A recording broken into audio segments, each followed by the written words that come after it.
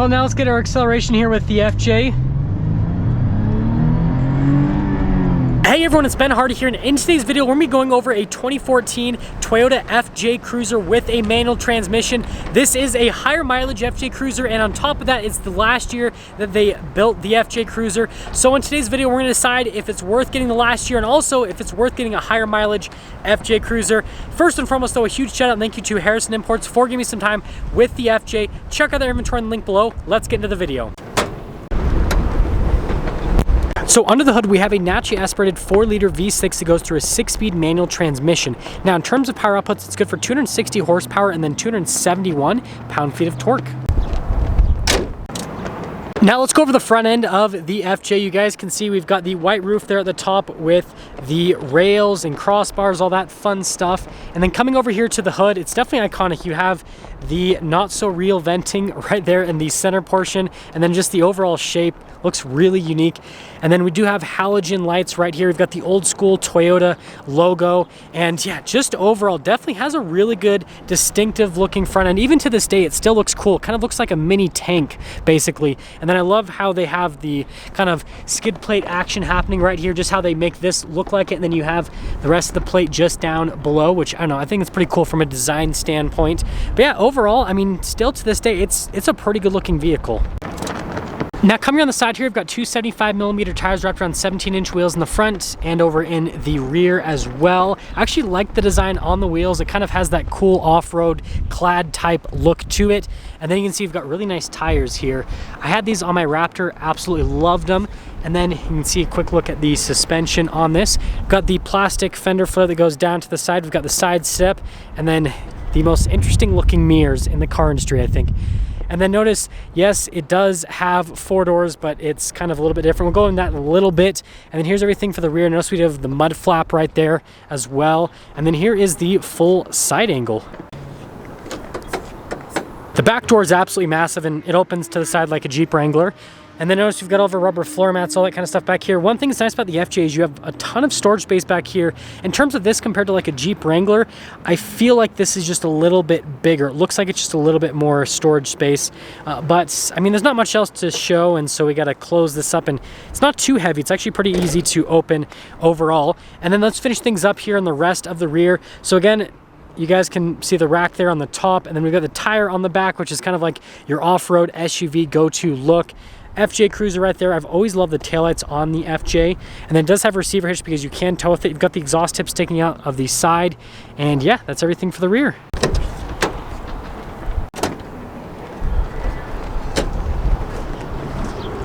Now this has always been an interesting trait of the FJ, is how they have the suicide doors. And in terms of the back seating area, so here's what I have to say about the FJ, at least what I've noticed. This is a little bit smaller than like a 4-door Wrangler, but it's bigger than a 2-door Wrangler in terms of the seating capacity. So it's kind of like in between in terms of the room and everything for your legs and all that kind of stuff. Headroom's about the same though, but this one you can see full cloth seats and all that. And then to close the doors, you do have to close the back one first. That's why it doesn't have any exterior door handle, and then you close this one second. And then notice here on the door panel, you can see like the pattern right there, and it goes all over.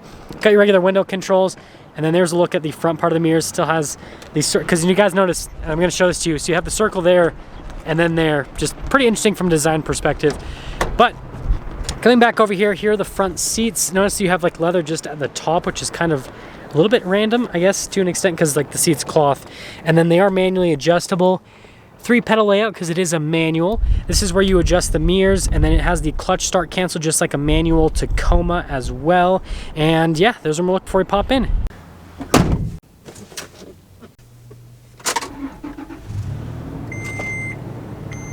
Now we're going to be pretty brief with the interior because I want this video to mainly be about how the FJ drives, especially considering the fact that it has over 100,000 miles and it's the last year, right? Does it still drive nice, or have modern cars advanced enough that this just doesn't feel cool?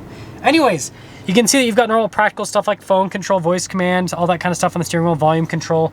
Pretty normal. Cruise control just behind, and then you have the stock for like the lights, for example, windshield wiper stock. And then here is the gauge cluster and all that.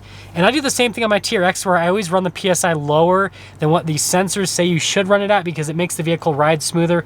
So kind of just a smart thing to do, especially when you have off-road tires, depending on where you live and all that kind of stuff and the driving you're gonna be doing. I don't go super high speed, so I don't need to have higher PSI. But aside from that, notice we still have the cool compass here at the top. I've always liked that in the FJs. I think it's a cool touch. And then we actually get storage here in the front on the top, which is kind of interesting. Airbag on the other side. And then we've got the old school radio here. We do have the climate controls. It is a single zone climate. We've got our stability control right here, the diff lock, A-track, and then the USB. And then we've got these shifters here. So again, 6-speed manual. If you're wondering, reverse is just all the way over. And you notice that first, and then reverse. So you have to actually push it over harder. And when you do go into reverse, you get a backup camera here in the mirror. It's absolutely tiny, but at least you have a backup camera. It's better than nothing. And then this is the drive line select right here. We've got the traditional brake, and then we've got a couple cup holders right here, more storage down below. And the glove box is all the way down here because this is, well, not a glove box. There's no grab handle like in the Jeep, which is pretty interesting. And the thing else to note is the windows. Like it's kind of weird the setup you have with the windows, and the windshield, just like a Wrangler, is pretty much vertical. Now that we're done over the interior, if you guys are wondering about pricing on this specific FJ Cruiser, go check out Harrison Imports website in the description down below, where they're going to have the most up-to-date price on the vehicle. Let's take it out and see how it drives.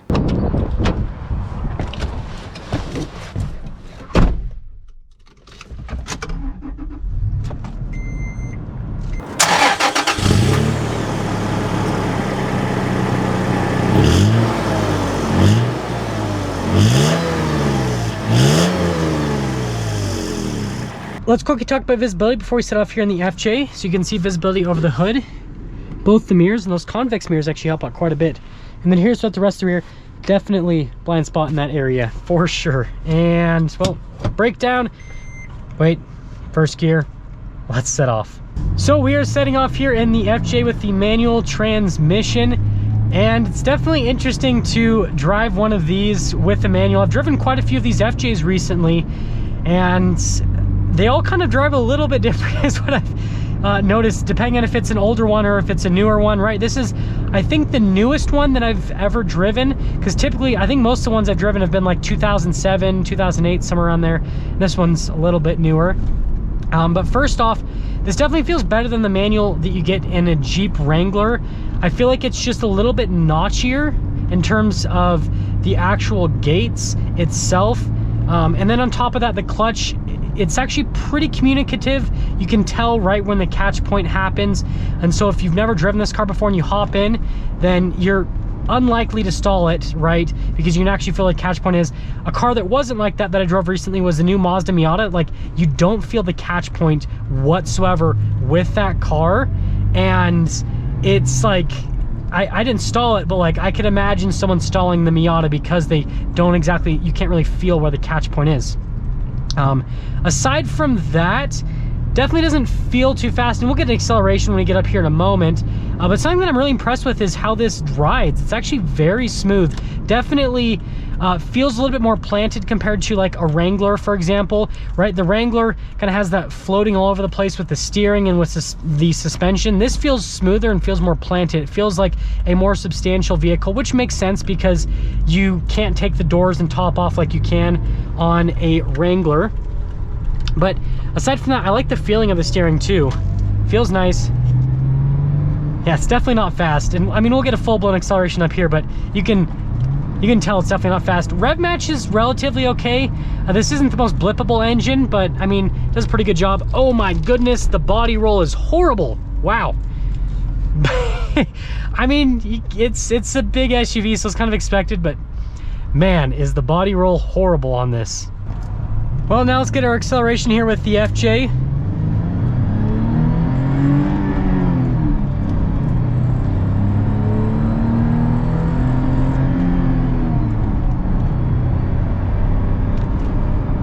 Zero to 60?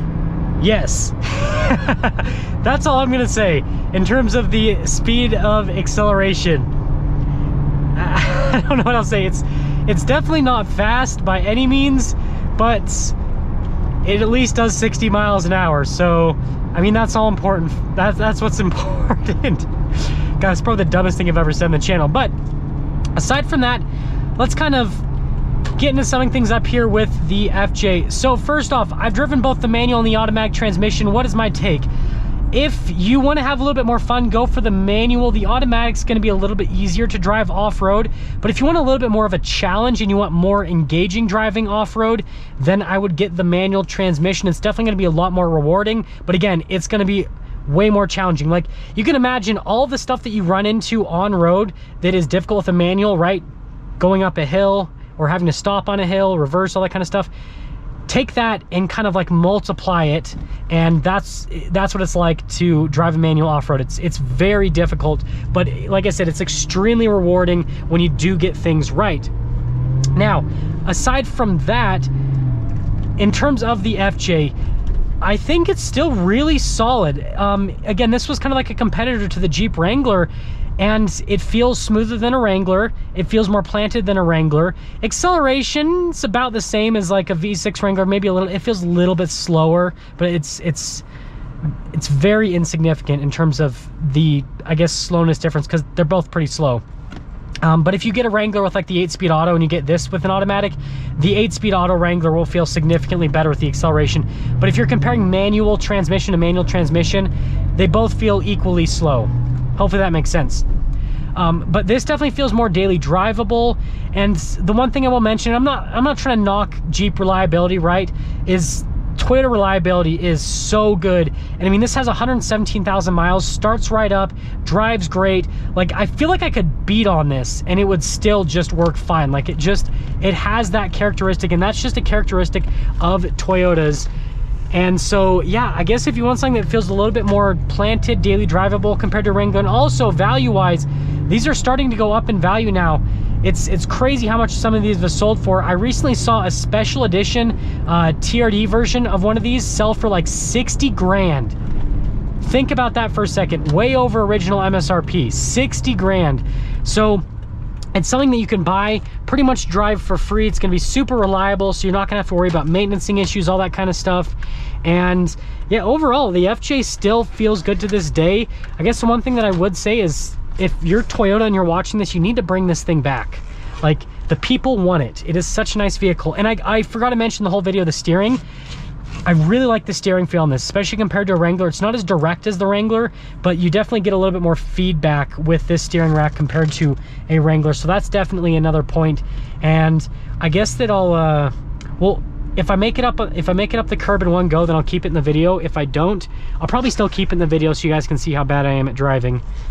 But yes, this is us testing our off-road capability with the manual transmission.